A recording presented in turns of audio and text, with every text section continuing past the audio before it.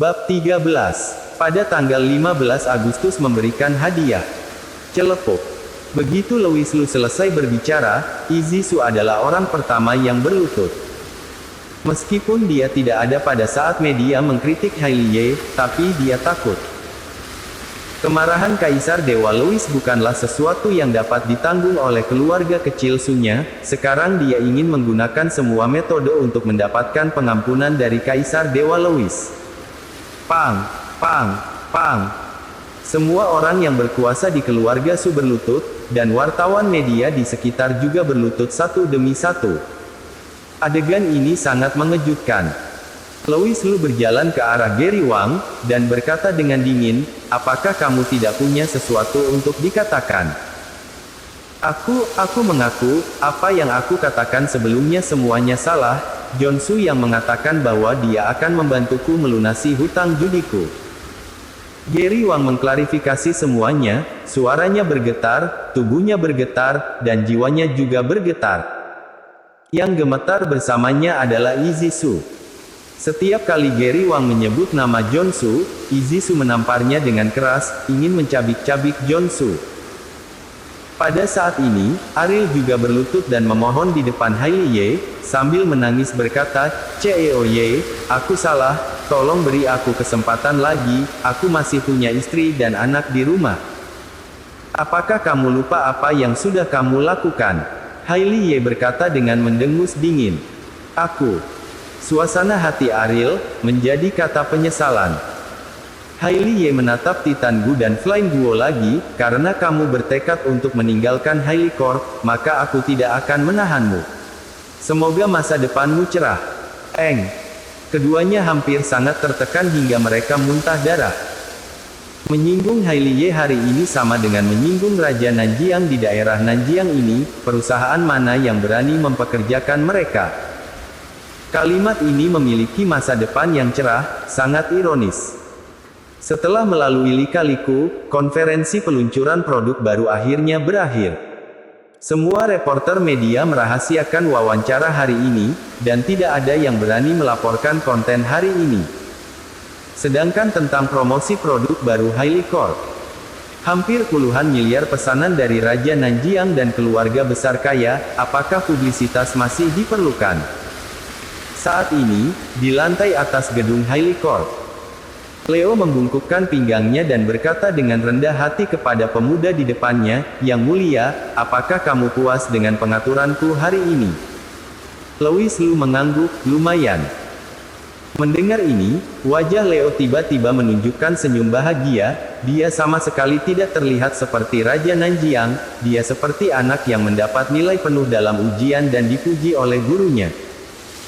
Leo berpuas diri sejenak, lalu dengan cepat menahan senyumnya dan berkata, "Yang mulia, Beauty Corp tidak perlu ada lagi. Jika Beauty Corp mengikuti aturan pasar dan bersaing secara normal, Louis Lu akan malas untuk ikut campur, tetapi jika mereka menggunakan cara yang tercela, maka tidak akan dibiarkan. Beauty Corp harus menghilang." Jangan salahkan Louis Lu karena tidak memberinya jalan keluar, tetapi karena Beauty Corp menyinggung perasaannya terlebih dahulu. Jika dia tidak ada di sini hari ini, benar-benar tidak tahu apa yang akan terjadi pada Hailey. Leo berkata dengan sungguh-sungguh, "Dimengerti, aku akan segera memberitahu para pemimpin keluarga untuk sepenuhnya memblokir Beauty Corp." Kemudian, Leo menyerahkan kartu hitam dengan kedua tangan, dan berkata dengan hormat, "Yang mulia, ini adalah kartu VIP tertinggi yang dikeluarkan, yang bersifat universal di seluruh negeri, terimalah." Terima kasih atas niat baiknya.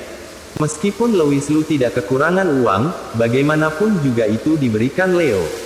Setelah memikirkannya, dia tetap mengambil kartu hitam itu. Setelah beberapa saat, Louis Lu teringat masalah yang sangat penting dan bertanya, apakah ada petunjuk tentang kebakaran di panti asuhan Cahaya Mentari 15 tahun yang lalu. Dia meminta Leo untuk menyelidiki masalah ini kemarin, itu hanya sehari kemudian. Dia tidak mengharapkan jawaban Leo, tetapi Leo mengangguk berat. "Melapor yang mulia, sudah ada petunjuk.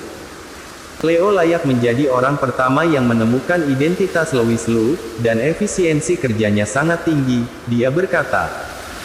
Aku secara khusus pergi, dan menemukan kontraktor yang menangani proyek terkait saat itu.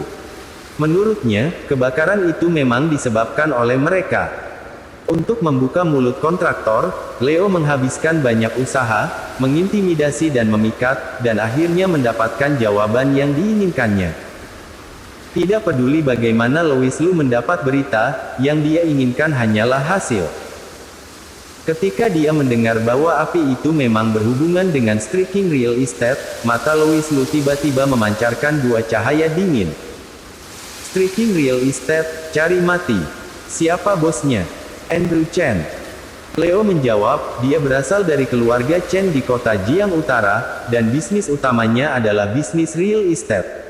Lebih dari 90% sumber daya real estate di kota Jiang Utara dikendalikan olehnya, tapi apa? Namun, pasukan utamaku semuanya tersebar di Nanjiang, aku tidak bisa masuk ke kota Jiang Utara.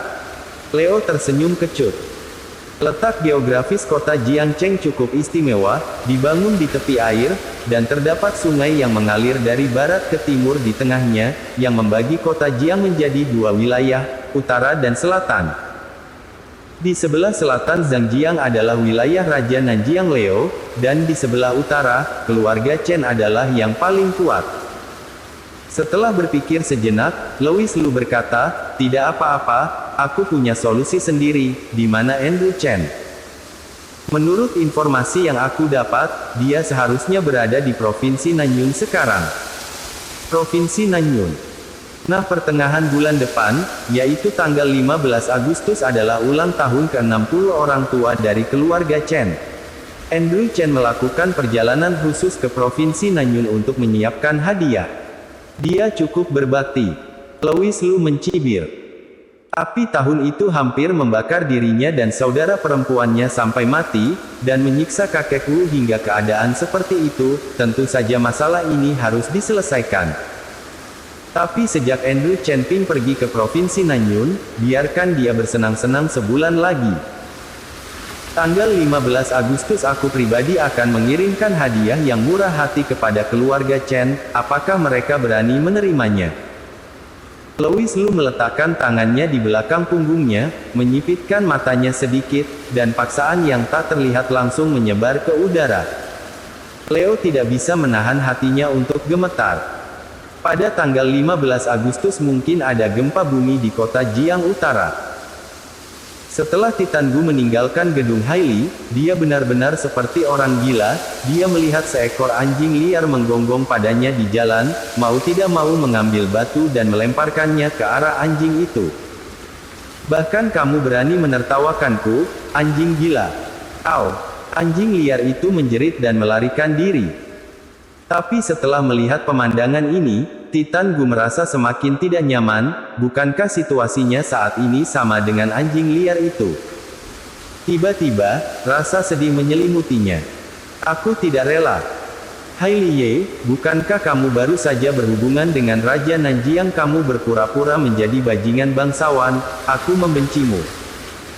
Dari sudut pandang Titan Gu, alasan mengapa Raja Nanjiang akan membantu Haili Ye hari ini pasti karena mereka berdua melakukan sesuatu, dan Louis Liu. Hubungan antara mereka bertiga sangat memalukan. Titan Gu tidak menerima kekalahan, jadi dia menelepon dengan marah, "Ayah, aku setuju untuk menikah dengan keluarga Chen, aku akan segera menikah." Bersambung.